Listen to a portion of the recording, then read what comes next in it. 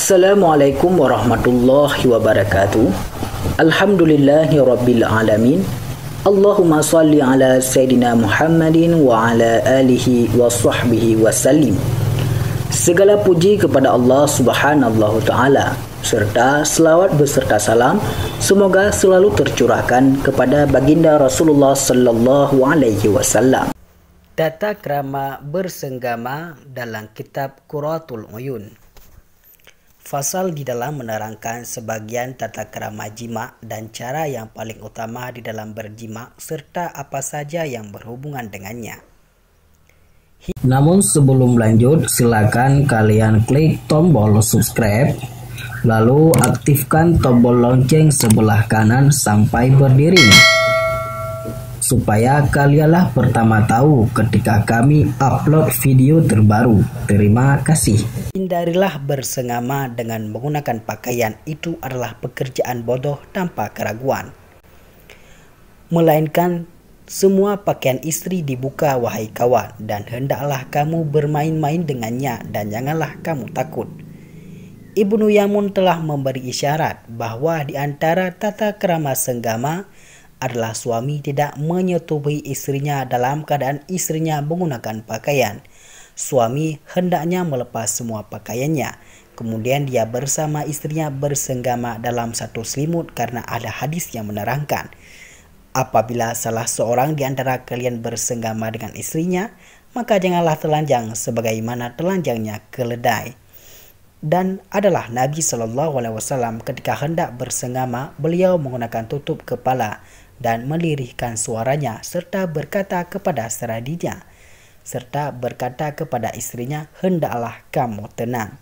Berkata Imam Khattab, dan hendaklah orang yang bersenggama selalu menggunakan penutup untuk dirinya dan istrinya, baik ketika menghadap kiblat atau tidak. Dan di dalam kitab Madakhil dikatakan bahwa hendaklah suami tidak bersenggama dengan istrinya dalam keadaan telanjang, tanpa ada selembar kain pun yang menutupi keduanya, karena Nabi melarang hal itu dan mencelanya.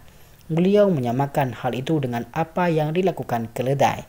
Sahabat Abu Bakar juga menggunakan tutup kepala ketika beliau bersenggama dengan istrinya karena malu kepada Allah Subhanahu wa ta'ala. 2 faedah. Faedah yang pertama, telanjang ketika tidur memiliki beberapa manfaat. Di antaranya adalah dapat membebaskan tubuh dari panas yang timbul karena gerakan di siang hari, memudahkan untuk membalik-balikkan tubuh ke kanan dan ke kiri, menimbulkan rasa gembira bagi istri dengan tambahan kemesraan, menjalankan perintah karena Nabi SAW melarang menyia-nyiakan harta, dan tidak diragukan lagi bahwa tidur dengan menggunakan pakaian dapat mempercepat rusaknya pakaian, dan menjaga kebersihan karena pada umumnya pada pakaian tidur terdapat kutu dan binatang yang sejenisnya. Faedah yang kedua, berkata sebagian ahli ilmu bahwa disunahkan melipat pakaian di waktu malam guna mengembalikan pakaian itu pada keadaan semula dan membaca bismillah ketika melipatnya. Jika tidak, maka setan akan memakai pakaiannya di malam hari, sedang pemiliknya memakai di siang hari. Dengan demikian akan mempercepat kerusakannya. Nabi SAW bersabda, lipatlah pakaian kalian, karena sungguhnya setan tidak mau memakai pakaian yang dilipat. Dan di antara tata krama bersenggama adalah sebagaimana diterangkan oleh Ibnu Yamun, dan hendaklah kamu bercumbu rayu dengan istrimu. Janganlah kamu takut merangkul, merapat dan mencium selain mencium matanya. Lakukanlah dan hadapilah. Maka Ibnu Yamun menjelaskan bahwasanya dianjurkan bagi seorang suami apabila ia hendak senggama, maka hendaklah ia memulai dengan bersenda gurau dengan istrinya, dan juga bermain-main dengan istrinya dengan sesuatu yang diperbolehkan seperti meraba, merangkul dan mencium selain mata istrinya.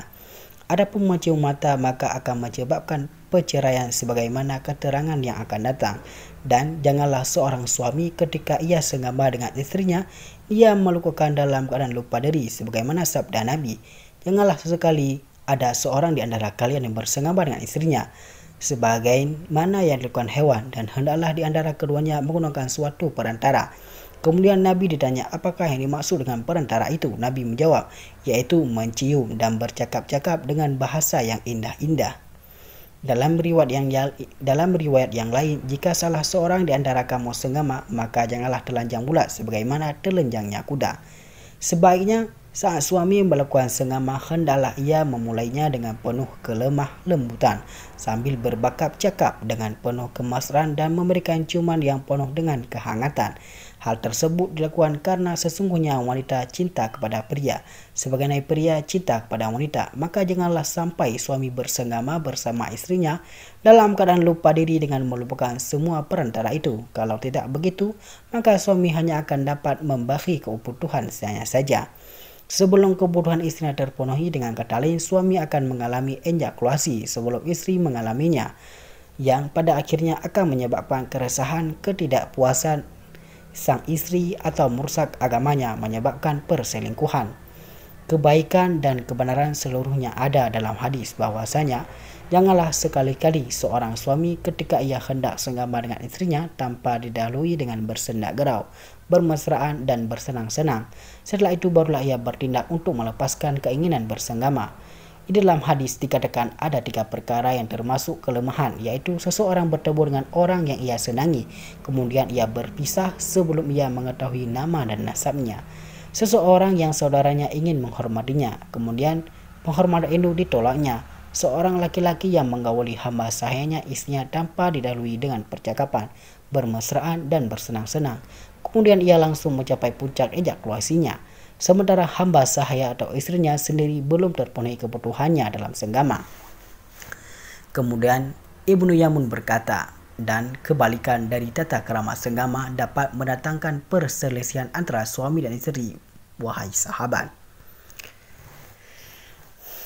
bahwa apabila seorang suami ketika ia bersenggama dengan istrinya tanpa didahului dengan bermain-main atau tanpa didahului dengan mencium kepala istri atau malah sang suami mencium kedua mata istri, maka hal tersebut dapat menyebabkan percekokan dan perselisihan serta menyebabkan anak yang terlahir dalam keadaan bodoh dan lemah otaknya. Hal itu sebagaimana dijelaskan dalam kitab An-Nazihah dan berkata dan datang keterangan bahwa pahala yang besar didapati bagi suami yang senggama dengan istrinya dengan niat yang baik dan setelah ia melakukan pemanasan seperti mencium dan bercimbau rayu. Dan Nabi SAW bersabda, barang siapa bercimbau rayu dengan istrinya, maka Allah menetapkan baginya 20 kebaikan dan Allah hapus darinya 20 kesalahan. Maka apabila ia memegang tangan istrinya, maka Allah tetapkan baginya 40 kebaikan dan Allah hapus darinya 40 kesalahan, dan apabila ia menciumnya maka Allah tetapkan baginya 60 kebaikan. Dan dalam kitab Saif Sudur jelaskan bahwa Nabi SAW bersabda, apabila seorang istri mengikuti keinginan suami yang baik atau ia berhias, berdandan dengan tujuan mencari keridhaan suaminya, maka ditetapkan baginya kebaikan dan Allah hapus darinya 10 kesalahan dan Allah tinggikan derajatnya. Dan apabila suaminya memanggilnya untuk berhubungan, kemudian keinginan suaminya lalu hamil, maka didapatkan baginya pahala seperti orang berpuasa di siang hari serta solat tahajud di malam hari di dalam fisabilillah. Berkata Siti Aisyah radhiyallahu an, manakah pahala yang kalian dapat wahai para suami? Maka Nabi pun tersenyum dan beliau bersabda, tidak ada seorang suami pun yang memegang tangan istrinya kemudian ia merayu istrinya, melainkan Allah tetapkan baginya 5 kebaikan. Kemudian apabila ia merangkul istrinya, maka Allah tetapkan baginya 10 kebaikan. Kemudian apabila mencium istrinya, maka Allah tetapkan baginya 20 kebaikan.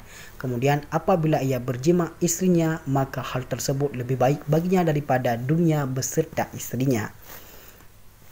Dan di antara tata krama jima adalah sebagaimana yang dijelaskan oleh Ibnu Yamud dalam syairnya, harumkanlah mulutmu dengan harum-haruman, atas selamanya maka kamu akan mendapatkan kebahagiaan. Sebagian ulama berpendapat bahwa lafaz faha tidak digunakan kecuali untuk yang diharumkan saja.